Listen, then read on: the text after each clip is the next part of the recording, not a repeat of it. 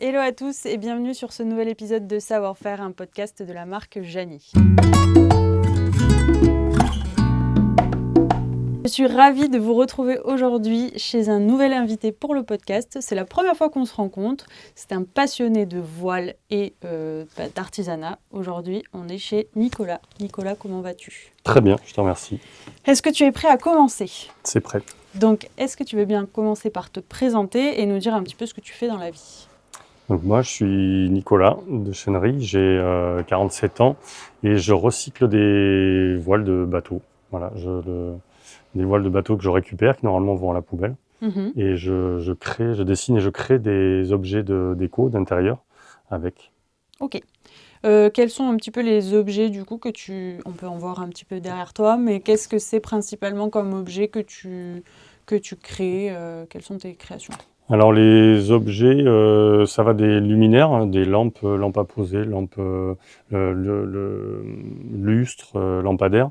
Ça passe par les coussins, ça passe par des tableaux, des sacs, des pochettes, voilà, des porte-clés. Il semble aussi que tu proposes un peu des services, des petites prestations, enfin pas forcément des prestations, mais peut-être plus des ateliers. Oui, des ateliers où j'invite les gens à venir ici fabriquer leurs propres objets, comme des lampes, tableaux ou sacs. Okay. Donc on fait des ateliers d'une demi-journée ici. Donc voilà, donc là ça commence à bien plaire, parce que les participants choisissent un petit peu leur voile, les couleurs, les finitions, et repartent avec leurs propres produits. Ok, ouais, c'est personnalisé, puis ça change un petit peu comme, c'est complètement personnalisé, comme activité à faire, comme DIY, je trouve ça assez atypique.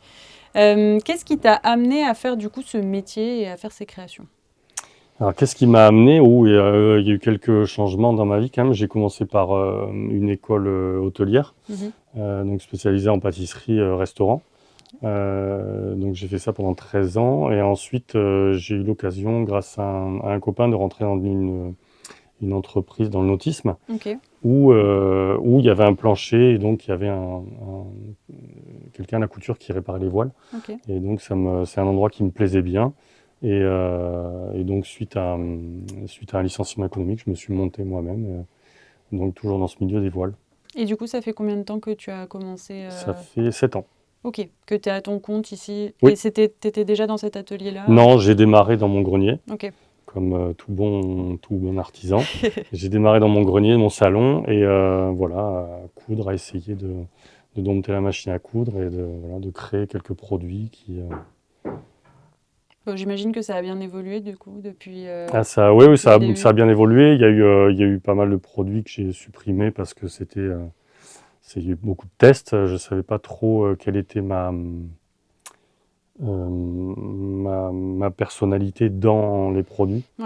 Donc il fallait arriver à trouver sa place aussi sur le marché. Et arriver à se vendre auprès des boutiques. Et où est-ce que tu récupères tes voiles ? En fait, c'est quoi un peu pas ton processus de création, mais... De récupération. C'est auprès de particuliers, auprès de...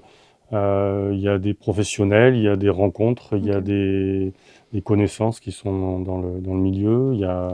Donc c'est un peu par pas mal de biais en fait. Ok, et après du coup, j'imagine tu crées un peu en fonction de tes envies, selon la voile. Alors c'est carrément selon la voile, parce que le but c'est de jeter le moins de tissu possible. Et donc ça pousse à l'idée, c'est-à-dire que ça inspire pour créer tel ou tel objet, parce qu'il y a telle voile que je ne peux pas coudre, ou telle voile que je ne peux pas trop utiliser en abat-jour ou autre. Et donc c'est vraiment la voile qui me pousse à l'idée. Ouais, tu t'adaptes vraiment du coup à à ta matière première pour créer. Ouais, tout à fait. Et le but après, c'est de rajouter des artifices pour arriver à cacher des défauts, des trous, voilà. Qu'est-ce que du coup tu préfères dans ton métier, et peut-être qu'est-ce que tu préfères dans la création en général, quoi ? Moi, ce que je préfère dans la création, que je retrouve aussi de la pâtisserie, c'est-à-dire que c'est la liberté de création. J'ai les outils à disposition, j'ai du matériel, et il faut que j'arrive à faire un produit joli et solide, et ça, c'est un défi qui me plaît plutôt bien. Ils sont plutôt durables aussi, je pense, tes produits, dans le temps. Plutôt durables, et surtout avec un sourcing le plus local possible. que ça soit dans le cordage des corderies françaises, le cuir d'une tannerie Espelette, un petit peu tout. J'essaye de vraiment sourcer le local en plus. Oui, donc au final, les voiles, elles ont peut-être déjà pas mal voyagé, mais après, une fois qu'elles sont ici, elles sont assemblées avec plein d'autres choses d'ici, quoi. Oui, le plus possible. Ouais. Okay. Ouais. Trop bien.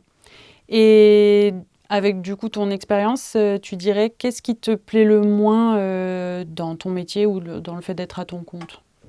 Oui, en fait, ce que j'aime le moins, c'est de voir le monde de la déco qui noircit un peu avec toutes ces boutiques qui ferment. Ok, je pense que la déco n'est pas épargnée par la copie d'objets ou la fabrication à bas coût, enfin ce genre de choses peut-être. Oui, ou peut-être la promesse de l'achat français qui n'est pas fait en fait. Ok. Tout simplement. Parce que du coup, le consommateur n'est pas si sensible que ça. Non, malgré ce qu'on peut entendre, je pense que le consommateur n'est pas si sensible que ça et c'est dommage. Ouais, c'est vrai qu'on s'en rend pas forcément compte, je trouve, du côté consommateur, parce qu'il y a toujours beaucoup de labellisation, même Made in France, des labels un peu en tout genre, et du coup, on a l'impression que plus il y en a, plus ça veut dire que ça achète derrière, alors qu'au final, c'est peut-être juste marketing et pas forcément... Ça n'a pas forcément d'incidence sur comment les gens en vivent derrière, quoi. Oui, après, il y a ce qui en ressort de positif, par contre, c'est que ça pousse encore une fois à l'idée pour essayer d'aller chercher autre chose, peut-être plus abordable ou qui correspond mieux, ou s'adapter, quoi. Ça fait 7 ans, c'est ça, que tu es lancé. Est-ce qu'aujourd'hui, ou même à tes débuts, est-ce que tu as toujours vécu de cette activité une fois que tu t'es lancé, ou est-ce que ça s'est fait progressivement? Non, tout de suite, j'ai réussi à arriver à en vivre. C'était le but aussi dès le début. Okay. Et voilà, j'avais réussi avec les premières boutiques qui m'avaient fait confiance. Donc voilà. Ouais. Tu en as beaucoup des boutiques aujourd'hui? Aujourd'hui, j'en ai beaucoup moins parce qu'il y en a beaucoup qui ont fermé du coup. D'accord. Mais j'en ai un peu moins d'une dizaine. Ouais. Ok, un peu partout en France du coup. Surtout sur le littoral atlantique, je veux dire. D'accord. Et du coup, pour terminer, est-ce que tu aurais un petit mot à partager autour de l'artisanat, de ton métier, du fait main? Là, c'est vraiment ce que tu as envie de partager. Non, c'est juste croire en ses projets et arriver à faire ressortir sa personnalité, ce qui n'est pas toujours évident. Il faut oser et persévérer. Oui, il faut le temps que ça se mette en place, comme tu disais. C'est ça, mais souvent on est un peu impatient quand même. Oui, je pense que toute personne qui se lance et qui a envie d'en vivre doit passer par cette phase, mais c'est sûr que après la satisfaction de, je pense, aujourd'hui, être capable d'en vivre et d'en faire son métier...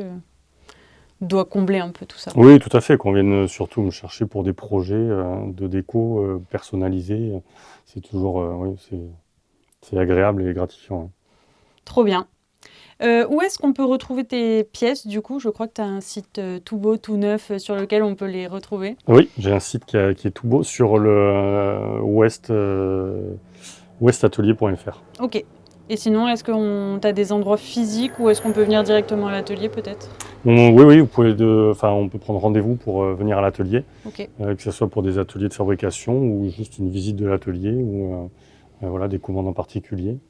Venir voir les produits, oui, pas de souci. Et n'hésitez pas aussi à tous les professionnels de la décoration à prendre contact, c'est toujours bien aussi directement. Très bien vu. Merci beaucoup. Merci à toi. Merci d'avoir accepté de participer. Et puis moi je vous dis à très vite pour un nouvel épisode. Salut! Au revoir.